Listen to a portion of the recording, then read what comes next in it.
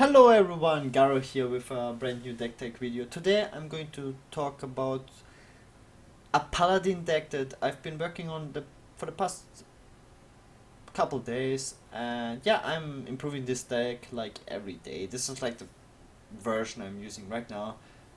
It will probably change after tomorrow because the Hunter and the Buzzard and the Leroy nerf will be implemented tomorrow, and this will change a lot on the ladder.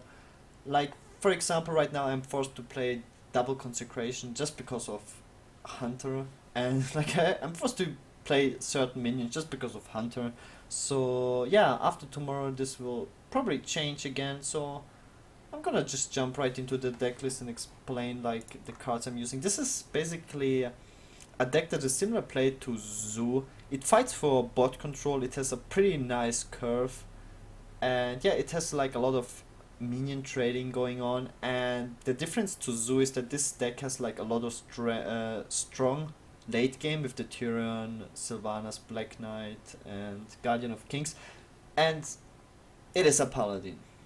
And Paladins are awesome. Like, Paladin was my favorite class in Arena, and I really liked playing Paladin from the start. Like, Ancient Protector, when I started to play Hearthstone, Ancient Protector was my favorite card. But it was so difficult to make this card work. Like, I always saw this card as a very strong card, but it, I just couldn't make it work. Like, it was just too weak. There are just other classes that are stronger than a Paladin mid-range control Paladin deck. So yeah, but with next Ramas they implemented, for example, Zombie Chow, so all classes have access to very strong one drop, and before that only Warlock had access to very strong one drops, and that's why only Warlock, Zoo, Zulok was very dominant as an early to mid-range control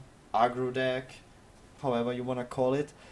But yeah, they implemented a very nice secret for Paladin, which is Avenge, and it was unplayable because of Hunter, obviously. Most hunters still play double flare, and yeah, you just kill this card for free, you get zero value out of it, and yeah, they draw a card. And Buzzard Unleash also just clears your board, and yeah, the hunter refills his entire hand. So it was not playable, but since Buzzard will get nerfed, so I'm trying to make this deck work like before they implement the nerfs, so I'm playing around with it a lot. I still had to make this deck work for the ladder right now because I'm playing right now. But yeah, I might change this deck tomorrow, probably will, because I'm really trying to make this deck work just because I love this card, Agent Protector. There's like a lot of Paladin cards I like a lot, and they were not playable just because, I don't know, it just didn't work. You had to cut too many important cards, and yeah, it just didn't work out. Like, there's many weaknesses in Paladin. For example, card draw is a big weakness in Paladin. Warlock, for example, has his hero power.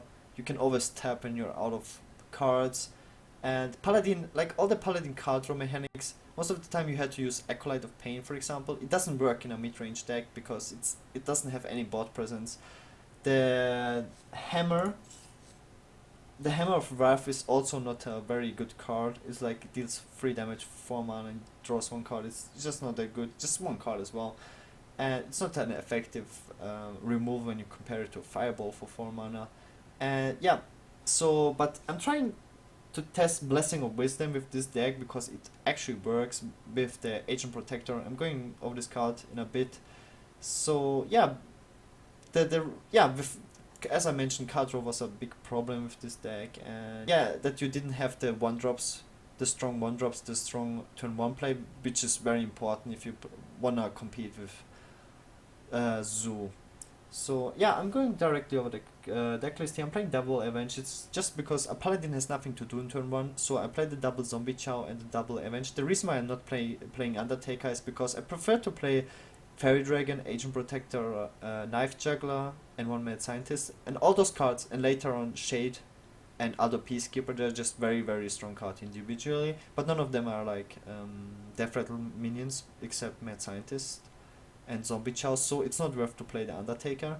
So I'm playing double Avenge. When the Avenge goes off, for example, with Fairy Dragon. This is why I like to play cards like Fairy Dragon and Spectral Knight. They can still be buffed by Avenge because it's not a target, and people can't remove Fairy Dragon with spells, so you get very crazy.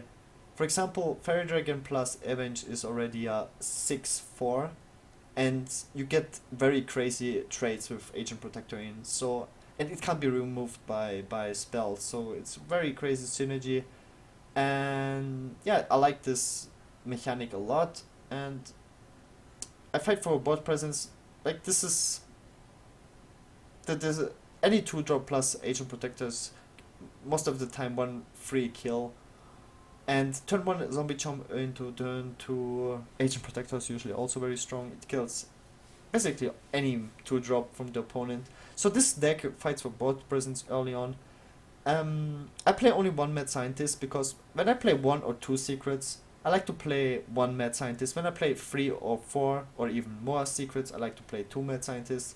It's just from experience. Like, Mad Scientist is most of the time a dead card. If I would play 2 Mad Scientists with just 2 secrets, in many games, the second Mad Scientist will be a dead card. Yeah, Alto Peacekeeper is, in my opinion, the strongest 3-drop in the game. It's just insanely strong. It deals even with a Mountain Giant, for example, or an Assure Drake when you play against handlocks. It's a free for free, and it just basically kills a very strong minion. It can deal with a Cairn, it can deal with a Hyman. It's just very strong. I like this card the most from all 3-drops in the game. The same goes for Shade of Naxxramas, and Paladin has access to both of them. Shade of Naxxramas, yeah, the longer you leave it on the board, the stronger it will get, and if it stays on the board for like 2 turns, for example, it will most of the time trade 2 for 1, which is very good. Yeah, it has very nice synergy with the Blessing of Wisdom, with the Agent Protector, with the Defender of Argus, just overall very strong card. Yeah, the Knife Juggler is very strong as well with the Agent Protector. If you coin out a Knife Juggler, the opponent plays also like an aggro-ish deck or a Hunter deck or something like that. You get the Agent Protector, you get a free kill on his minion, and you get some pings off. So it's a very nice. These are the early game cards I prefer. I tested to play 2 Fairy Dragon in the beginning. I liked it a lot, but as it turns out, Knife Juggler is a little bit better. Yeah, same goes for Spectral Knight. I used to play 2 Spectral Knight, but since there's still so many Hunter on the ladder, I have to play Sludge Belcher. Lord Tap is it's too strong. It's like against Rogue, very important. But I will see after tomorrow how many people will still play Miracle Rogue. If this card is that necessary. Like right now, you have to play it just because of Miracle Rogue. It beats the Auctioneer Conceal turn, and this is like the only card that beats that.